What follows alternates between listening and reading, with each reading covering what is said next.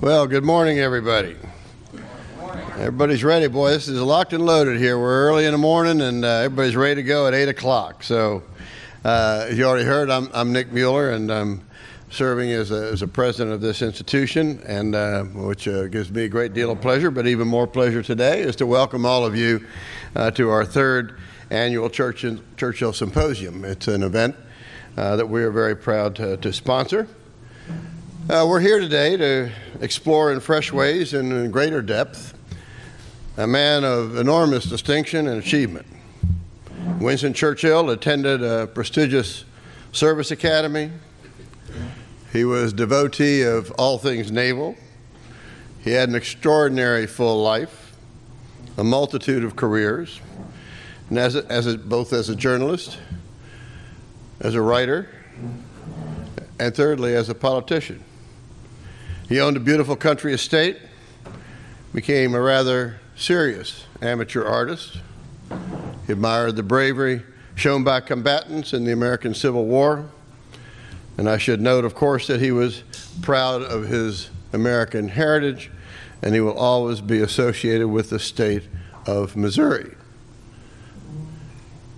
Oh, uh-oh. The other, somebody's paying attention here just to see if all you Churchill scholars are awake this morning. We are not here to discuss that Winston Churchill, the well-known American author who was born in St. Louis, Missouri in 1871. This, of course, is the Winston with no middle name. Now we're all a little bit more comfortable. Our hero, arguably the greatest leader of Britain in the 20th century, and we're here to learn and remember about the Winston Spencer Churchill, the British statesman who guided the Allies in victory over the Nazis and their fascist Italian partner.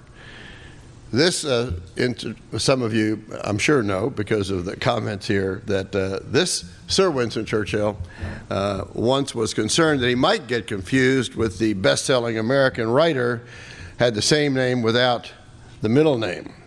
So Winston S. Churchill is that individual and one of the most extraordinary personalities who will be written about and discussed for time immemorial due to his long and illustrious career and his imprint on the 20th century and most notably, of course, World War II. When Greg Collins and Ian McNaughton of the Churchill Society of New Orleans approached us about co-hosting this symposium, I think nobody was worried that we'd run out of topics or speakers to invite down to this event every year. No matter how many years into the future we held it, we always felt that Winston Churchill would give us an exhaustible supply of great speakers, new scholarship, and wonderful new and engaging works to help analyze and bring to life the different aspects of his career and extraordinary life. So this has been very rewarding and productive partnership between the Society and our museum. And we're also grateful, I should say, to Lee Pollock of the Churchill Center, who's provided help in promoting the event throughout the country. Now, one of the crucial supporters of this museum and the Churchill Society, Herschel Abbott, is notably missing today. Herschel, as chairman of our board and a great Churchill enthusiast himself, unfortunately got pulled away to a wedding of one of his best friends in New York City. The wedding date wasn't on his calendar when the date for this symposium was picked, and he regrets that he can't be here, but I know he got together with Lee yesterday and a few others. So let's hope he's doing a better job dodging those New York taxis than Winston was in 1931. We do have a couple of trustees that are here that I'd like to acknowledge. Boise Bollinger, a former chairman of the board for 4 years. It's like a Marine, you're never really a former chairman. Once chairman, always chairman. Deborah Lindsay, where's Deborah? Right here. Another trustee who attends every program and she's from Atlanta, so that she's here. Last week she was here. So and we got members of the staff around, and we're glad that they're here. As a custom of our museum, I'd like to recognize that any World War II veterans who might be with us. We stand or wave if we have a World War II veteran. There you go, right there.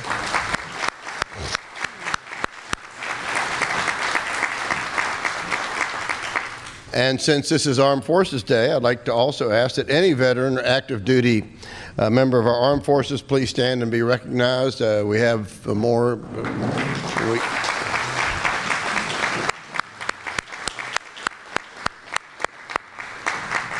Thank you all for your service to your country. We also have a contingent of students from Copiah Lincoln Community College of Mississippi, now for the third year in a row, led by Dr. Brett Schufeld. The college has been bringing these students to our Churchill Symposiums, and I think they're all steeped in Churchill, and so we are excited they're here. And maybe they could all just stand up wherever you are.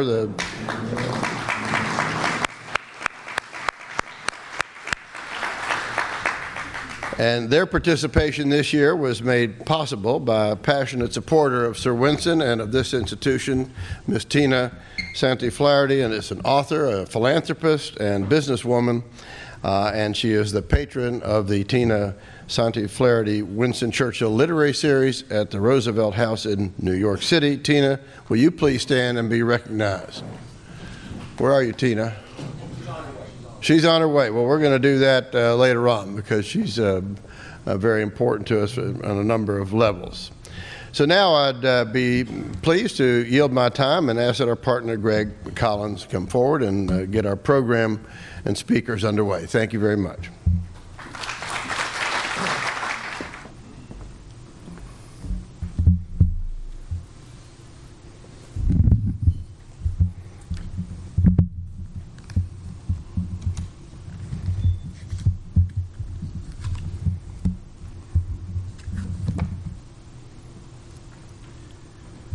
Leadership.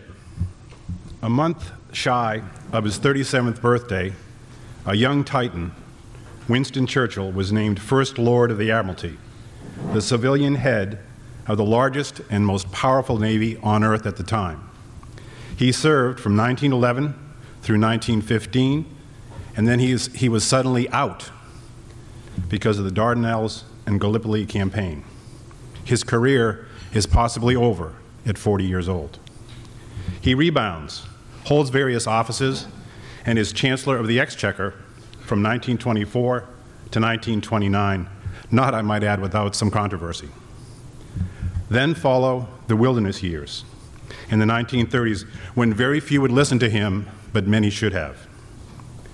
Brought back as First Lord of the Admiralty at age 65 by Neville Chamberlain in 1939, he was renamed First Lord, and the message went out through the British fleet: Winston is back. Churchill and sea power are united again. He became Prime Minister in 1940 at age 66 and served through 1945, and then suddenly and unexpectedly was unelected in July of 1945. As to that election in July of 1945, I defy any of you who have not had the pleasure of finishing Paul Reed's book not to have tears in your eyes if you try to imagine what Winston must have felt like when told of the election results. I know that I did, and bluebirds, not those over the white cliffs of Dover, but those that I saw in my backyard that morning as I was reading the passage, bluebirds, by the way, which I'd never seen before in my yard. That let me know that my English mother, who was in England during the war as a civilian employee of the RAF, had a tear in her eye as well. What did he say when the ingratitude of the English people was mentioned by Lord Moran? Oh no, I wouldn't call it that. They have had a very hard time. Did it stop him? No. He wrote the 6-volume history of World War II. Did he give up? No. He pressed on until he was once again the Prime Minister of England. In 1949, at age 75, he said, "I know I'm going to be Prime Minister again. I know it." back to the second wilderness years, as I call them, but he gives the Iron Curtain speech entitled by him The Sinews of Peace in 1946. President Harry Truman considered him the first citizen of the world. Is that enough? No. Once again, this last lion, this defender of the realm, was asked to form a government by King George and was prime minister from 1951 to 1955 for his third term in office, starting in his 77th year. Of the 3 volumes we're going to hear about and discuss today, there are 718 pages. As Nick mentioned, there's never a shortage of material to look at to talk about Sir Winston. They are some of the latest about him. He was prescient, persistent, resilient, fearless, and innovative. These were his qualities. Leadership such as his, that and the belief that service was and is the highest calling, that is what we celebrate today. That is what we remember and what we hope to keep alive. To have students like those from Copiah Lincoln Community College and their indomitable professor, Brett Schufelt, have them not forget, and to have them pass on to their peers and their children what an important figure of history was Sir Winston. I am Greg Collins, president of the Churchill Society of New Orleans, and I want to thank you for being here. Thank the National World War II Museum for hosting this wonderful event on Armed Forces Day. And the Churchill Society of New Orleans co-sponsors this with the museum for the 3rd time. And I also wanted to thank our distinguished panel of speakers who will amaze and delight you with their writings, books, perspectives, and insights. And I'll now ask Keith Huxton to come up and start our day's program. Thank you all very much.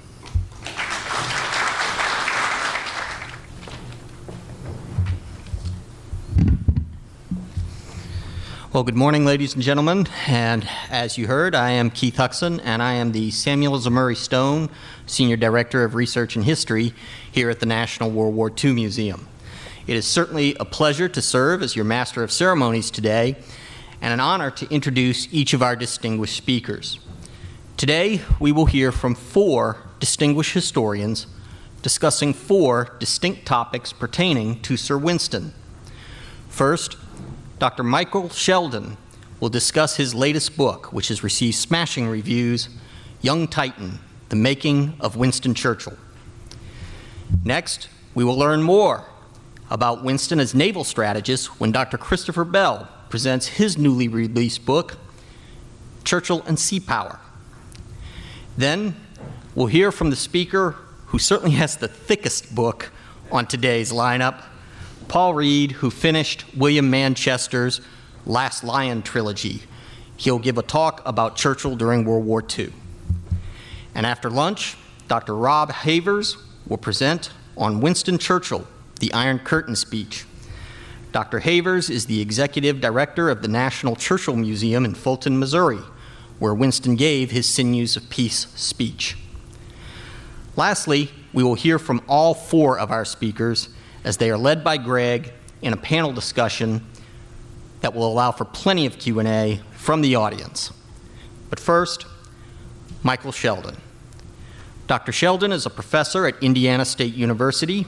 He is the author of 5 biographies, among them the best-selling Mark Twain, Man in White, which was chosen as one of the best books of 2010 by the Library Journal and the Christian Science Monitor.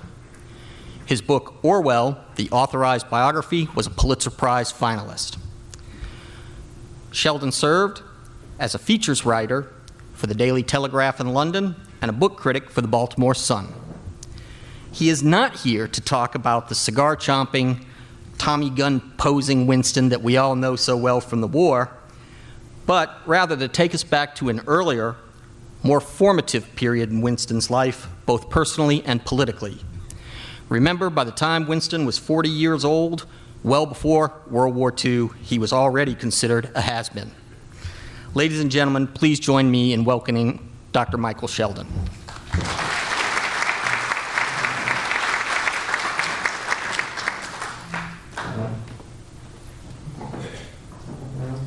It's a real honor to be here, and I appreciate being invited.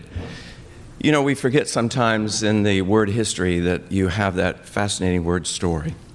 And I want to tell you a story today. I can get it to come up.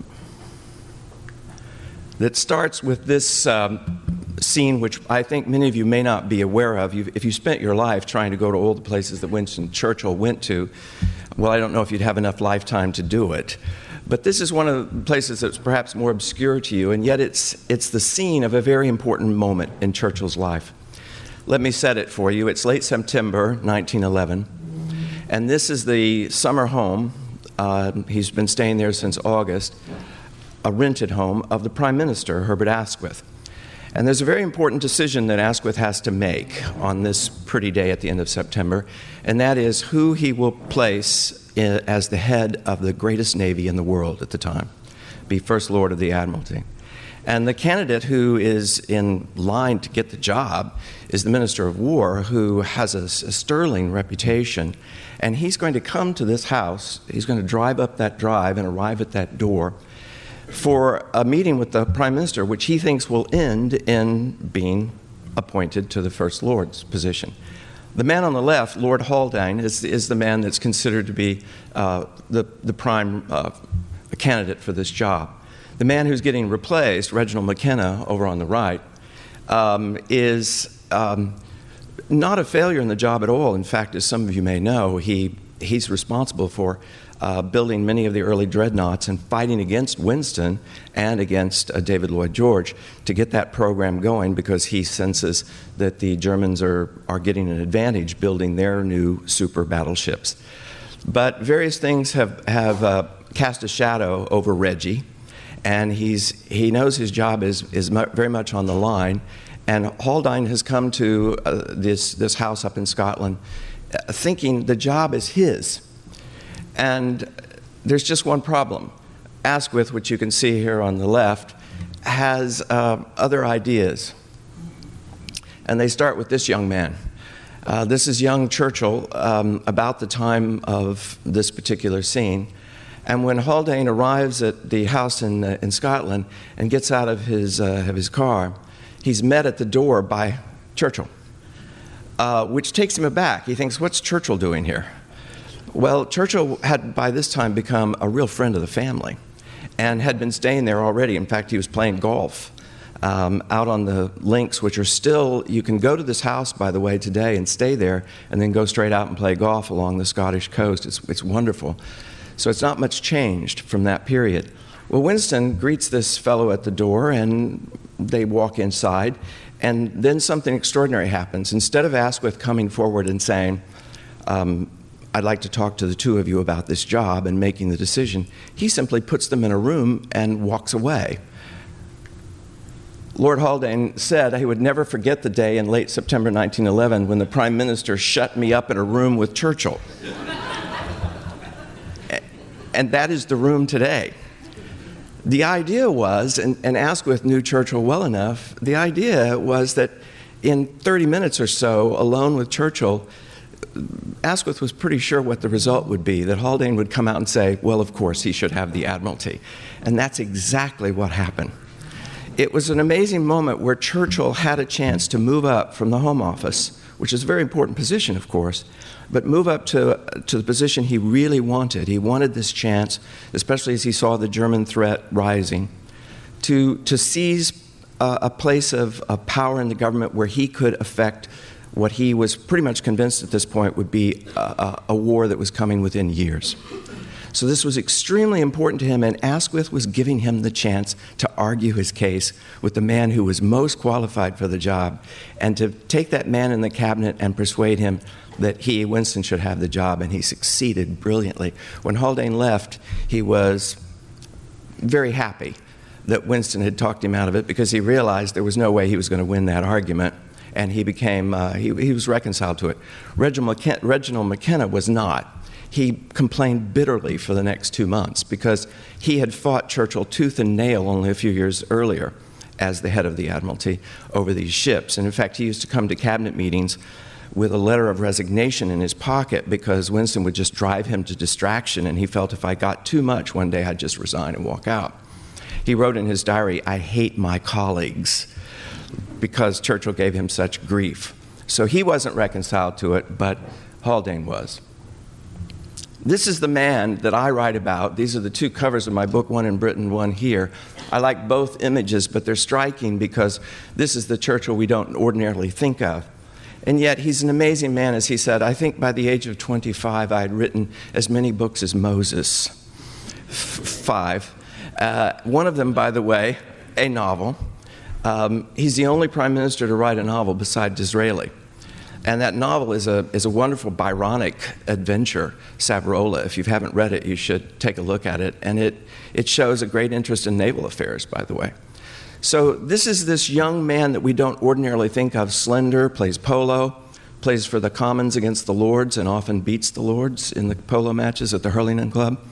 He has girlfriends. He proposes marriage to 3 different women before the 4th, Clementine, accepts him. So he's quite a different character before 40. And yet at this moment, in 1911, when he accepts the position of First Lord, is the crowning moment of this early career, and he knows it. And this woman is partly responsible. Viola Asquith is a figure who often gets left out of Churchill biographies. She adored him, wanted to marry him, and was sad that she didn't marry him. Clementine said late in life that she remembered Violet fainted when the announcement was made that Clementine was marrying Churchill rather than Violet. But Violet was a strong and vocal advocate of Churchill's at number 10 Downing Street. A dual-edged sword, because you wouldn't want to be too invested in the Asquith family. If they fell, you would fall. If they rose, you might be accused of some sort of taking advantage of the friendship. But Violet had her father's ear, and she was constantly pushing and promoting Winston's career, and she is present at that day when Winston is offered the Admiralty after Haldane has left. And it's Winston who comes back in from the golf course where the offer's been made by the Prime Minister and immediately approaches Violet and says, he gave it to me. And she remembers the joy, the look on his face. It was as though he had arrived early in heaven. And that's why this picture is interesting, because it gives you, it's the only photograph I know of that gives you an idea of these dynamics. This picture was shown to me at the Bodleian Library in Oxford, and someone said, well, it's a picture of Asquith on the left and Lloyd George on the right. And I said, no, it's not.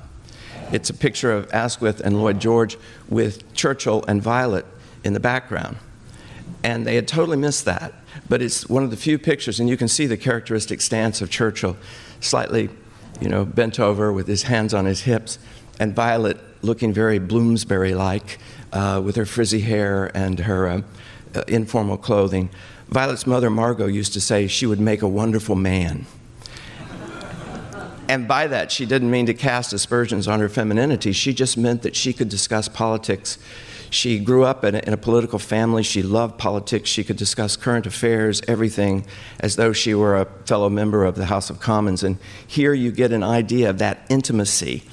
Not so much anything physical or anything of that kind. It was as though they were twin spirits who had a great deal of the same interests in mind. And it didn't hurt to have her in number 10 Downing Street advocating every step of the way for Churchill's career. And that's one of the reasons he rose so quickly through the Liberal ranks when he switched parties.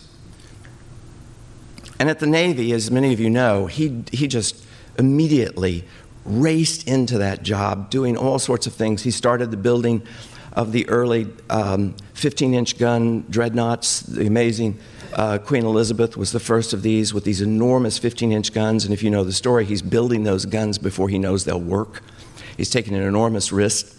He starts Britain into the oil business, and that oil business eventually becomes British Petroleum through many transformations. But nevertheless, he wants to run these ships on oil, not coal. So he gets into that business, and he brings his old friend Jackie Fisher in to help him. And that's going to be a problem, because Jackie's half a genius and half a madman. And you never know which one's going to show up. But Jackie is brilliant, and he gives good advice when the advice is good, and he gives very bad advice when the advice is bad. Winston also seems to have gone out to central casting in early Hollywood to find an admiral. Doesn't this fellow, David Beatty, look as though he's come straight out of a film playing a British admiral?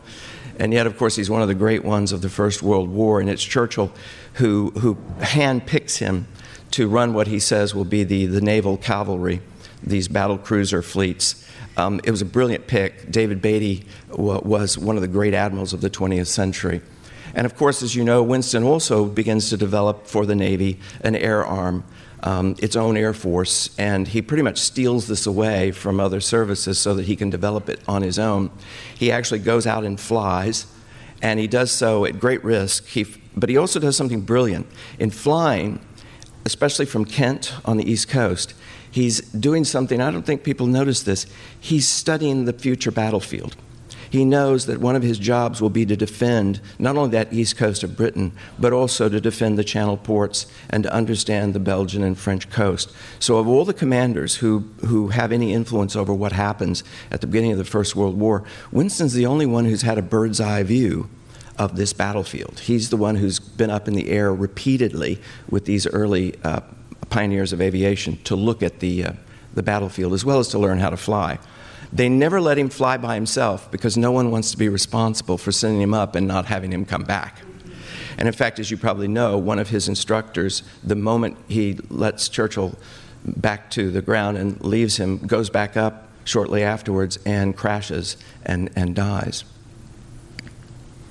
I love this cartoon because if you think it's an exaggeration to refer to Winston as the young Titan, I don't think it's an exaggeration at all. And in fact, here you give the idea that even the cartoonists of the period saw him as this godlike figure along with another god, Neptune, who's helping the Navy develop this massive new air power. And there's Winston as though he were coming out of the heavens, blowing these ships, these airships, into the sky. The First Lord of the Admiralty calls in a new element to redress the balance of the old, it says. And this is another one of my favorite cartoons. Here's Winston as a kind of Gilbert and Sullivan figure who's fighting for the Navy budget, the Navy estimates. And I love the fact, you have to look closely to see this, but I put it up here for you, that his cap says HMS Inflexible. So even from an early age, Winston is known as this character who will fight back and who will not give in. And in fact, as many of you know, there's a huge battle between David Lloyd George and Churchill just on the eve of the First World War for building more dreadnoughts. Now Churchill is the great advocate of expanding naval force, and he's fighting his old ally, Lloyd George, over this. And he does this sailing around with 100 other sailors on the Admiralty yacht, the HMS Enchantress, and he will pick up various friends and they'll go around the Mediterranean or they'll go up into the North Sea. He visits ports. He's constantly on the job, just as he will be in the Second World War. It is a great preview of the man who is going to shine so brilliantly during the Second World War.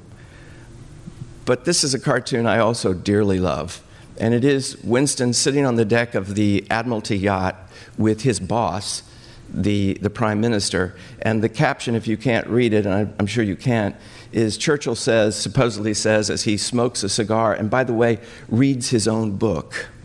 It's My Journey to Africa. His own book is there beside him. He says to Asquith, supposedly, "Any home news?" And Asquith says, "How can there be with you here?" So there was this lovely notion that Winston was on the rise. Nothing could stop him. This is from 1913. He seems to be this far away from reaching the Prime Minister's job himself. In fact, I found many, many references in this period to the expectation that Winston would be Prime Minister before he was 40. But you know there's a problem coming, don't you? And there is that this German Armada is gaining strength and it's a cloud on the horizon. Winston thinks he can deal with it. He has a plan for it. But it is a great worry because if they lose the command of the North Sea, they can't feed the nation. They're an island nation. They need supplies from abroad. If they're cut off, unlike Germany, they're going to collapse pretty quickly. So Britain must rule the waves, and Churchill, above all else, is aware of that. Just as he's aware of the German threat in the 1930s, he's keenly aware of it before many others in the early period before the First World War. So much so, by the way, that he starts a little-known publicity campaign. And I think this is a brilliant example of the early Winston's effort to be this great manager of his own image.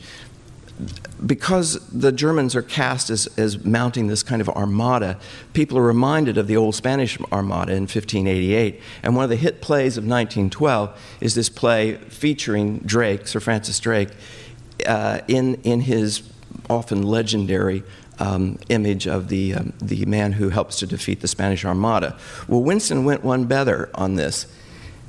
He and his mother, Jenny, put together a Elizabethan Fair in 1912, and at the center of this Elizabethan Fair was a replica of the Revenge, Sir Francis Drake's ship.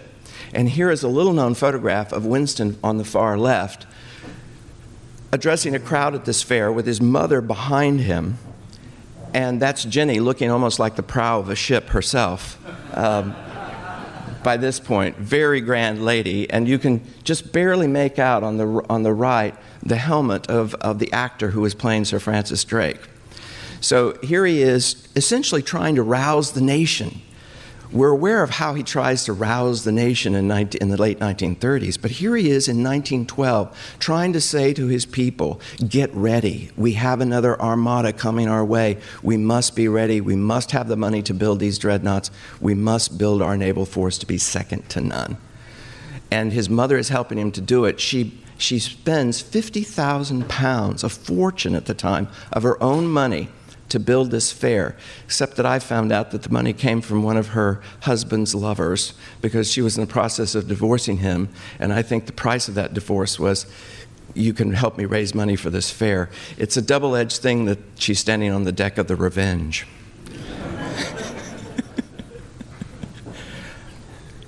On the left is one of the women Churchill proposed to. She's Muriel Wilson, one of the most beautiful women in Edwardian England. He was desperately in love with her. Some of his most heart-wrenching letters are written to her when she refuses repeated efforts on his part to get her to marry him in 1906, 2 years before he marries Clementine. And one of the things he loved about her is she was an actress. He was also in love with Ethel Barrymore. So he loved this theatrical quality in women. And one of her specialties, since she had so much money, is she didn't have to act for money. So she would often go in these Edwardian plays where she would just simply stand on stage as some figure, an allegorical figure. And here she is in one of her favorite roles as the muse of history. And I say in my book, how could Winston Churchill refuse the chance to date, to court the muse of history? But it also bears testament to this romantic side of his character as a young man. He was a real romantic. And I found a very revealing quotation from one of his contemporaries which said that he had brought to this prosaic air of politics this breath of romance. And that's part of what he does when he helps to organize this campaign to remind people of the Spanish Armada. He's trying to recreate that romantic atmosphere of English history. You know, it stands out, doesn't it, in many of his speeches about England, even in the 1940s, that he constantly refers to it as this island nation, because he's very much aware of its history as an island and of that romantic appeal. It sounds almost Shakespearean, doesn't it?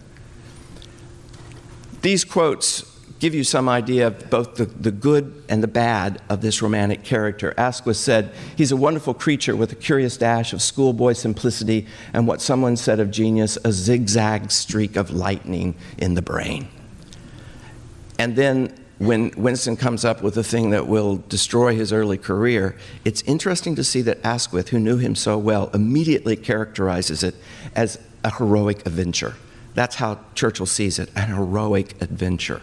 It's very romantic, the idea he has of shifting the focus from the Western Front, where there's been a stalemate, and trying to open a second front in this amazing region of the Dardanelles in Turkey.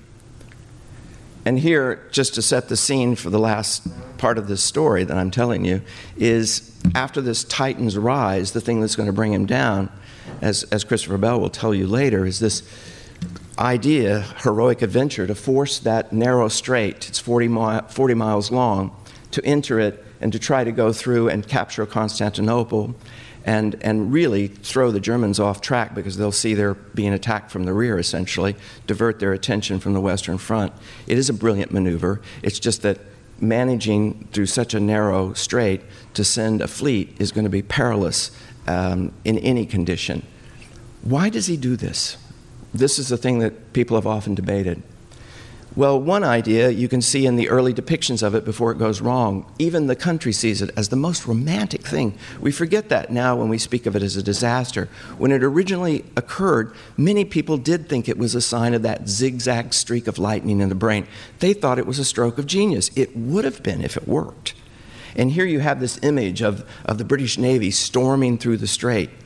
But when it goes wrong, it's terrible. And one of the reasons it went wrong, of course, is that the Turkish forts held out a lot better than the Belgian forts.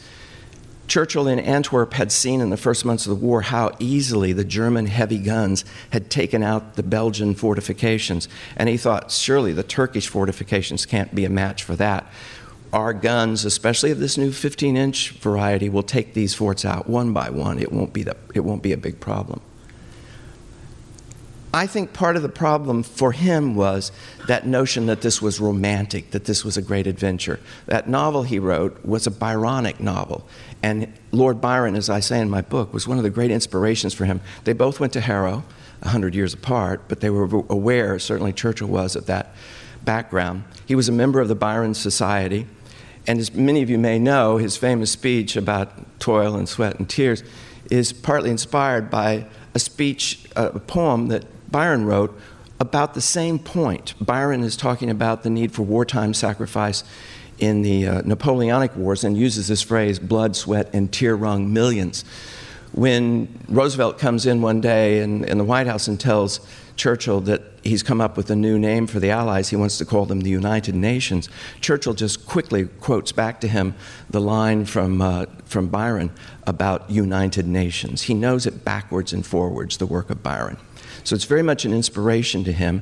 And I thought that was mostly a positive thing until I got to the Dardanelles. And then I realized something was casting a romantic glow over this enterprise that most historians would miss because they probably don't think literature means that much, but it did to Winston, who's a writer, who wins his Nobel Prize for literature, and who cares about these things.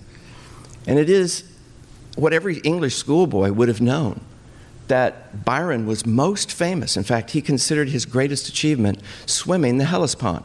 In fact, every May, people try to go out and swim the Hellespont in imitation of Byron. And Byron said of his swim across the Hellespont, "I plume myself," meaning I'm proud, like a bird, on this achievement more than I could possibly do on any kind of glory, political, poetical, or rhetorical.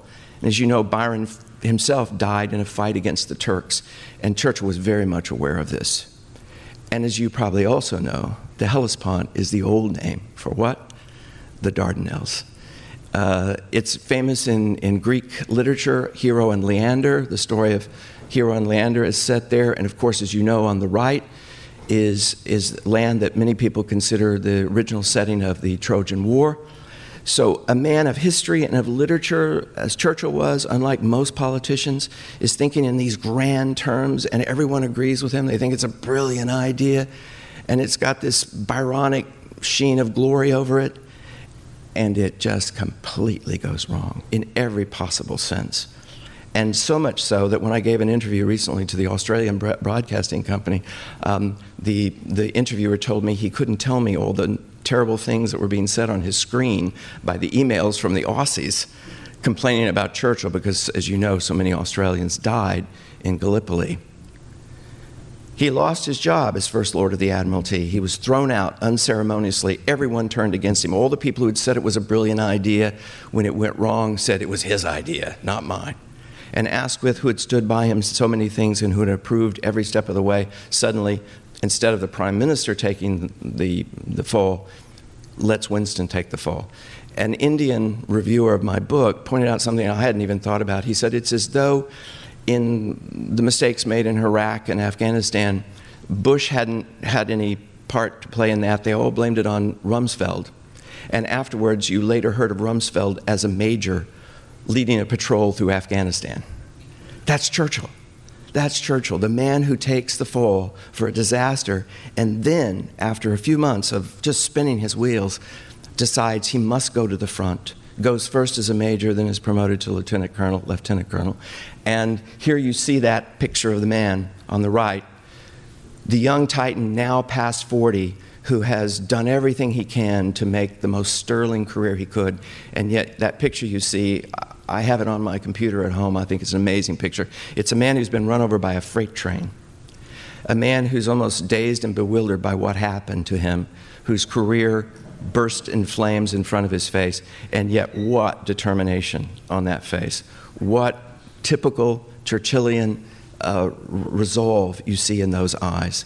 And for me, this was a reminder of the great quote from Emerson, which I put into my book, and that is, the force of character is cumulative, meaning who you are as a result of what you've been over a long period of time. If you gather those qualities together and let them build in strength, it will show. I found the letter, it's not widely known, but many of you may know it, in which Churchill had written as he went off to the front, a letter to be opened in case of my death. And I think it's an amazing letter where he tells Clementine, "Do not grieve for me too much. I am a spirit confident of my rights. Look forward, feel free, rejoice in life, cherish the children, guard my memory." But for me, the most important phrase here is, I am a spirit confident of my rights. I did everything I could. I made the greatest sacrifices I could. If we wondered where that man would come from in 1940, when Halifax and Chamberlain and all these others were ready to surrender, when Hitler looked completely triumphant, if we wonder how history managed to find the right man for the right place, you could have seen it in 1915. You could have seen if this man survives the trenches where he'd gone, he will be a force to be reckoned with for many years to come. The fact that he had to wait 25 years is in itself an extraordinary testament to his patience, his resolve, his determination. Thank you.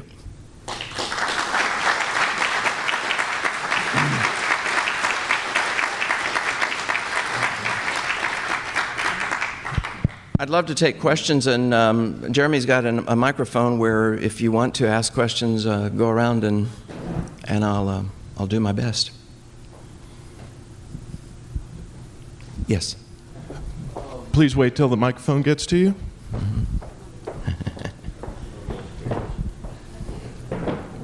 Thank you.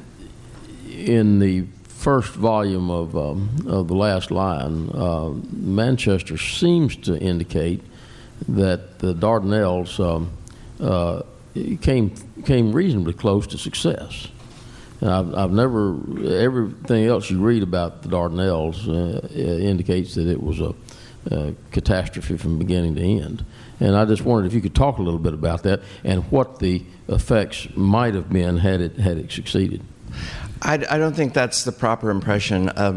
In March of 1915, when shortly after the whole operation is begun, on one day they lose 3 battleships.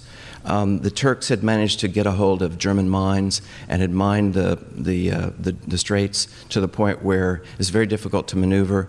They quickly realized they were going to have to clear the forts themselves with troops. Churchill didn't want to be a part of that. The problem for Churchill was he saw this as strictly a naval operation, and he thought if the naval operation started to go badly, you could just simply withdraw and start somewhere else. But once the country had committed itself to this, the cabinet, who later wanted to blame Winston, was willing for a long time to do everything to keep an operation going that Winston was already beginning to think, I didn't want to do it this way. But it's like a lot of other disasters in military affairs. It's, you get caught up in the moment and one thing seems to demand something and you go from step to step. That whole notion of standing back and good strategic planning when you've got the luxury to do it falls apart in the heat of battle. And it seemed to fall apart every single day, to the point where another battleship was lost in May, and Jackie Fisher deliberately went out to Winston's enemies in the Conservative Party, his old colleagues, and said to them, he's to blame. It's all his fault. So as you get this news in the paper of continued losses, think of Churchill. And they did. And they demanded a coalition government with the Liberals, and they got it. And the price of that coalition government was to get rid of Churchill.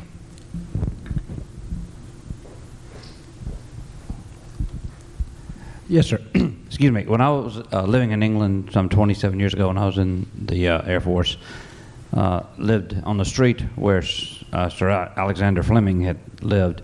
And the story I heard many times, I wish you had commented on sort of the relationship between Winston's father, Alexander Fleming, and later Winston Churchill. I'm not sure how much of it is truth and how much of it is legend. Are you familiar with that story? Yeah, and I think it's, whether you have to find historical evidence to back up any of those connections that people want to draw.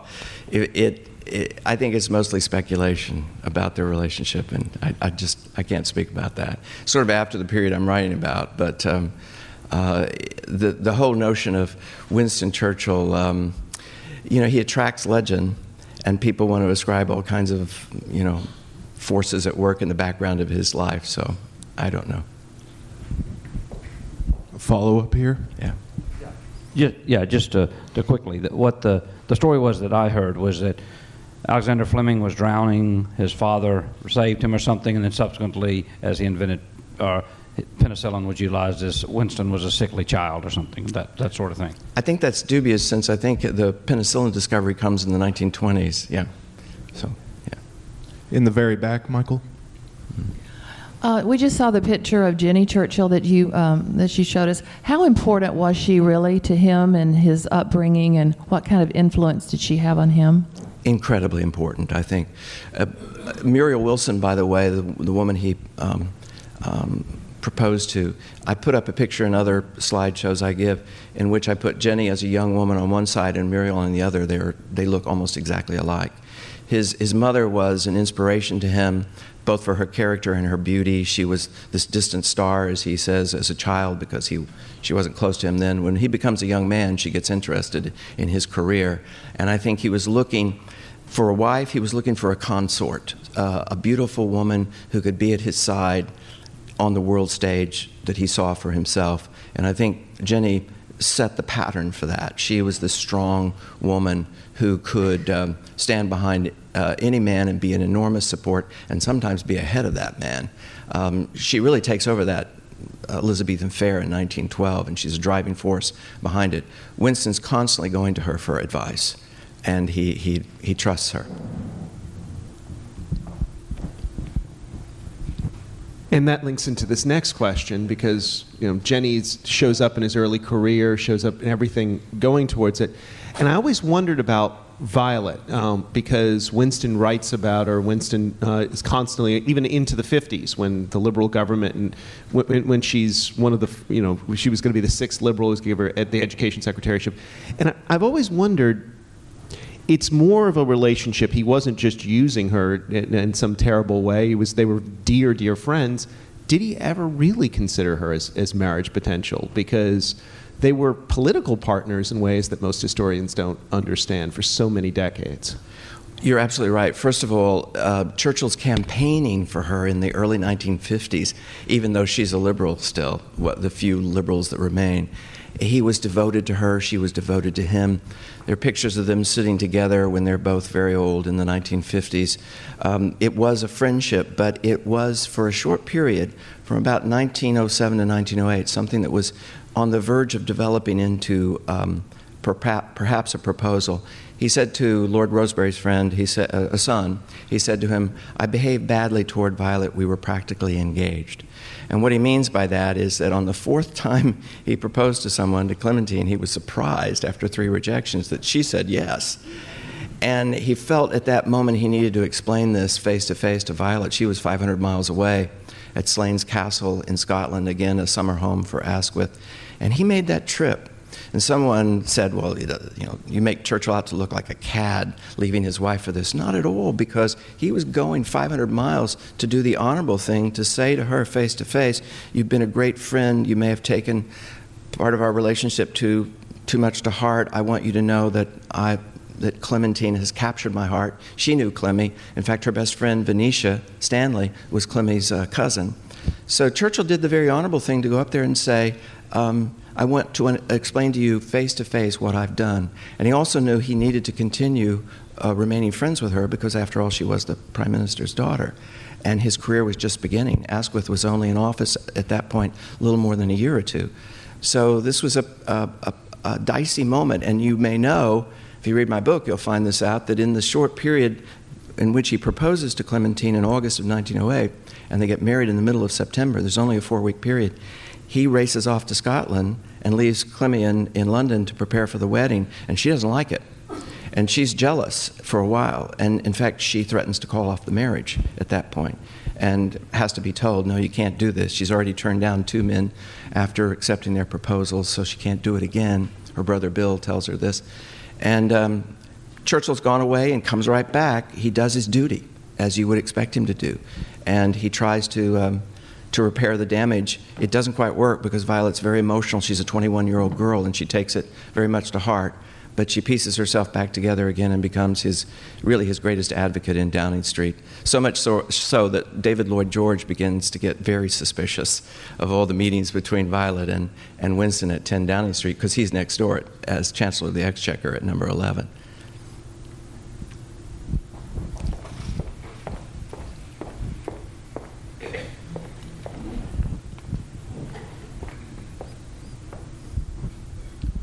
I think most of us in this room know that the young Churchill was a man who never doubted his rising star. And I find the influence of Jenny, his mother, as a young man, younger than what you're describing to us today, as a different woman than the lady we saw in the photograph earlier on the Reliance. Is it fair to say that Jenny Churchill, for selfish reasons, re-engaged Winston as he became the First Lord of the Admiralty for her own aggrandizement? Because my perception of his mother when he was going through his educational years prior to Sandhurst was that she was very distant. He was constantly writing her letters virtually every other day, begging her to come see him. She did not do that. She had her own agenda, it seemed to me. So the Jenny that's depicted here is quite different in his younger years. And you writing a book on a young Titan, I think is this fair to have this perspective? No. It's not, because if you go into the archives and you read the letters between Winston and Jenny, they're amazing in this period. It's just that she didn't really care for children that much. She was a society beauty, and she loved that world. When Winston was able to join her at her side in that world, the two of them became, much as he was with Violet, just pals. I mean, they were out there in society doing things together. Remember, she's also married at this point after Lord Randolph's death. She's married to a man Winston's age. George Cornwallis West is I think 2 months older than Winston. That doesn't work, but as she said, let me have my fun, and then when it's over, it's over. And when it did end, it was sad, but this was the kind of woman she was. She was very much a society character. And I think she was more interested in Winston when he could enter society as this rising star. And not just at the Admiralty. Before that, he's president of the Board of Trade. He's also at the Home Office. He's one of the early junior cabinet members in the first Liberal cabinet at the Colonial Office. He is a rising star, and she loves that. She's friends with the king. She knows everybody in society. As an American, she can kind of cross social boundaries. So she's an amazing figure, and the relationship between Jenny and Winston becomes something that you can really appreciate once he's 19 or 20. Then it changes. And also it's different when he's a child because he's also in the shadow of his domineering father, who's a tough character to please under any circumstances. Thank you, Dr. Sheldon. Oh, we had one other question. We'll have time during the panel for the individual questions, so sorry for cutting it, but we want to stay on schedule. Please do write your question down, and we can put it up to the panel when we begin this afternoon, or you can keep the question with you and throw something at me to make sure I bring the microphone to you next time. Thank you, Dr. Sheldon. Thank you.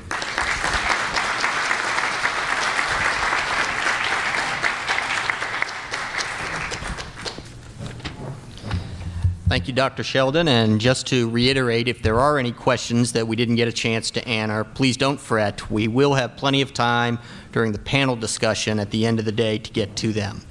And so I'd like to temporarily adjourn the proceedings for a roughly 30-minute break. Please note that Dr. Sheldon's going to be outside on the red carpet by the store to sign copies of Young Titan.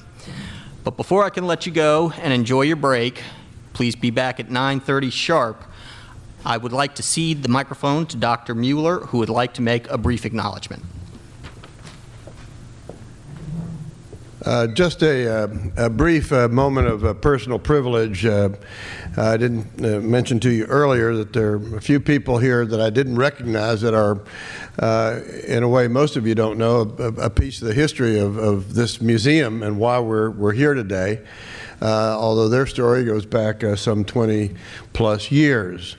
First of all, you might not know that some of you that this museum began as the National D-Day Museum, and in about 1989 or 90, I had left the classroom as a professor some years before that, a professor of history with Stephen Ambrose, and he was working on his D-Day book, and about the same time I'd become a dean and vice chancellor and had been given the responsibility to be president of our research and technology park on the lakeshore of Lake Pontchartrain, right where Andy Higgins tested his landing craft. There's 30 acres at the end of Elysian Fields out there as part of the university campus. Well, they gave me the responsibility to develop this research park, and I was in the process trying to do that, but we didn't really have ownership of it yet, and so I went to the governor at the time, and it's Governor Buddy Roemer, who's here today. And Governor, would you please stand up and be recognized?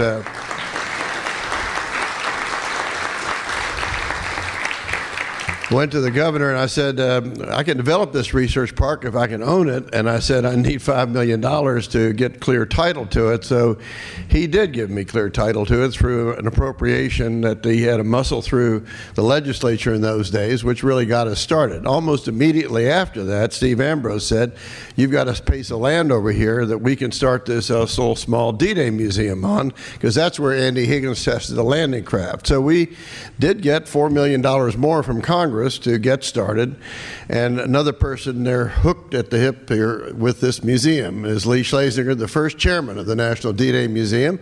And Lee, would you stand up and be recognized? And the way you two are hooked together, he got the money for us to get in the research park. If we hadn't had the research park, we wouldn't have been able to tell Congress we had a place to build it.